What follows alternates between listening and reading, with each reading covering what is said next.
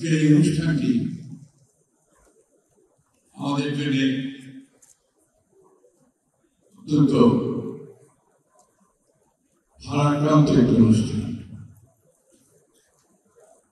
আমার অন্যদিকে আনন্দের অনুষ্ঠান। ভারাক্রান্ত বলছি এই জন্যে যে ফ্যাসিবাদের নিষ্পেষণে নির্যাতনে দীর্ঘ 15 বছর আমাদের অনেক পরিবার ধ্বংস হয়ে গেছে। আমাদের অনেক সন্তান তার পিতাকে হারিয়েছে। আমাদের অনেক স্ত্রী তার স্বামীকে হারিয়েছে। আমাদের অনেক মা তার প্রিয় সন্তানকে হারিয়েছে। আমরা আজকে তাদের কিছু ছেলে মায়ের ডাক সংগঠনের দেখতে পেয়েছি। আমরা দেখতে পেয়েছি জুলাই বা আগস্ট মাসে কিভাবে এই ফ্যাসিস্ট সরকারের বাহিনী আমাদের ছোট শিশু সন্তান থেকে শুরু করে আমাদের ছাত্রদেরকে, আমাদের সন্তানদেরকে গুলি করে হত্যা করেছে। বাকি আমরা দেখেছি কিভাবে আমার ঘাট থেকে নামিয়ে দিয়ে তার প্রতি গাড়ি চালিয়ে দেওয়া হচ্ছে। আমরা দেখেছি আজকে এখানে অনেক আমার ছোট ভাই সন্তান বন্ধু হয়ে গেছে, অনেকে অন্ধ হয়ে গেছে। এই পরিবারগুলো এখন অনেক অনেক অসহায়।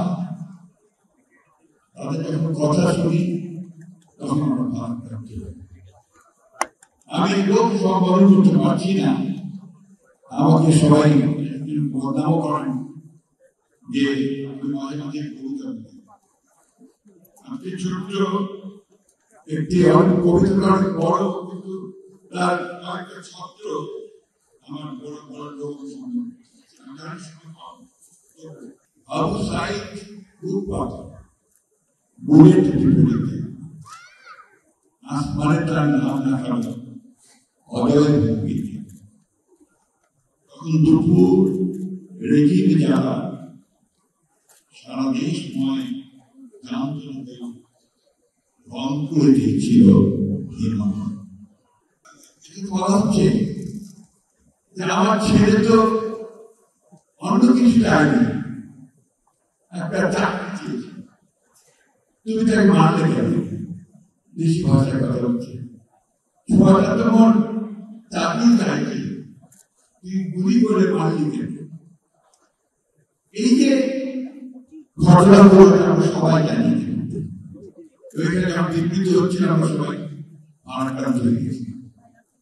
আর আনন্দ হচ্ছে যে আমরা 5ই আগস্টে সেই ভাগ ও আনন্দের হাত থেকে অনেক দেশের অনেক ক্ষতি হয়েছে। আমাদের এই 15 বছরে বাংলাদেশকে আমি যে ভাষায় সবসময় কথা বলতাম, একটা ভোক্তা রাষ্ট্রে পরিণত করে দেওয়া হয়েছে। এই সমস্ত প্রতিষ্ঠানগুলোকে ধ্বংস করা হয়েছে, অর্থনীতিকে ধ্বংস করা হয়েছে, ভবিষ্যৎকে ধ্বংস করা হয়েছে, নৈতিকতাকে ধ্বংস করা হয়েছে এবং ভবিষ্যতে একটা ঋণের বোঝা এমন ভাবে চাপিয়ে দেওয়া হয়েছে যা পরবর্তী সরকারগুলোর জন্য সবচেয়ে বড় সমস্যা হয়ে যাবে। তারপরেও আমরা যুদ্ধ করেছি, সংগ্রাম করেছি, লড়াই করেছি। আজকে আমাদের যিনি প্রধান অতিথি, সম্ভবত সবচেয়ে বড় ত্যাগদাতাই, দীর্ঘ 6 বছর কারাগারে মিথ্যা মামলা। মানে এমন একটা ঘরে তাকে দেওয়া হয়েছিল যে ঘরে ইঁদুর দৌড়ত, যেটাতে তার কোনো ভুলে ছিল না। আসলে এই জন্য বলছি যে আমরা ভুলে যাই।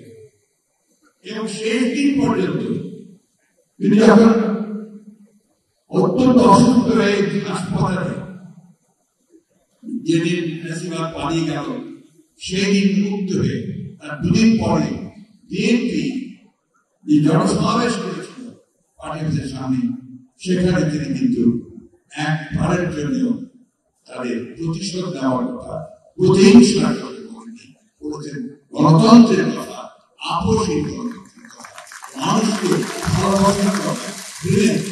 এখানেই আমাদের ৬০ লক্ষ মানুষের মধ্যে মিথ্যা আমাদের আমাদের ১৭০০ বেশি মানুষ গুম হয়ে গেছে। আমাদের প্রায় ২০,০০০ মানুষকে বিনা বিচারে হত্যা করা হয়েছে।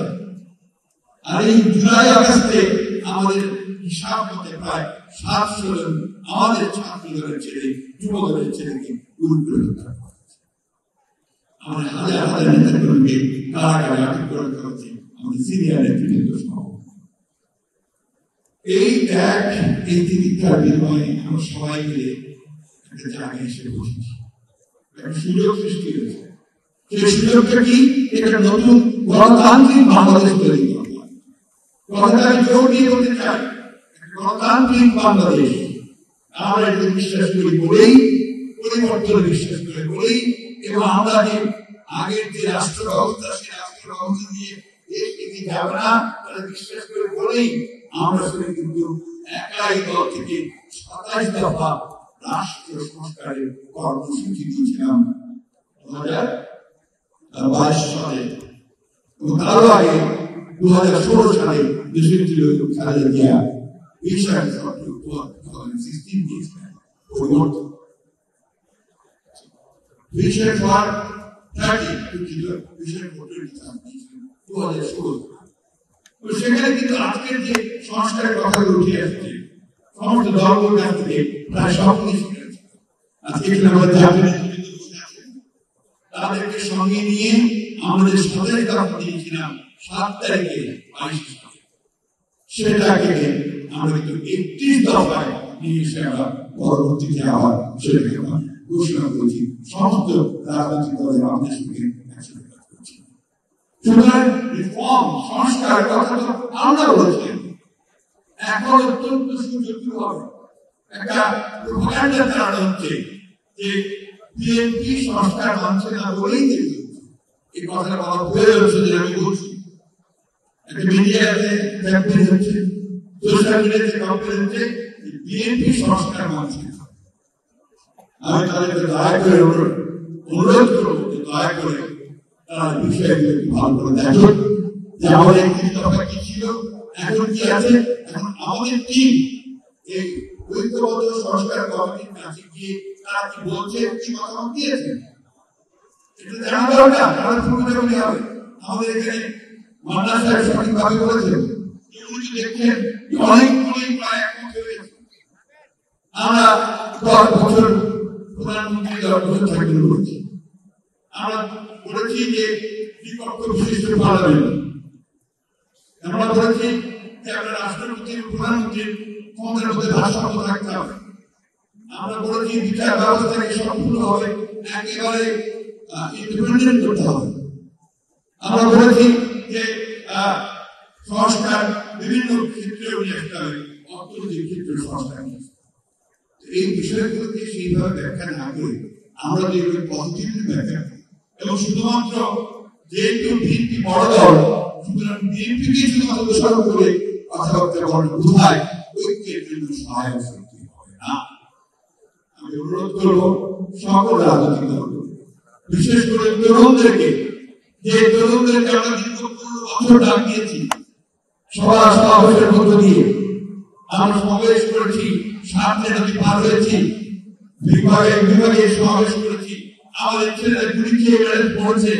সেখান থেকে আমরা একটাই ডাক দিয়েছিলাম, ভবিষ্যৎ।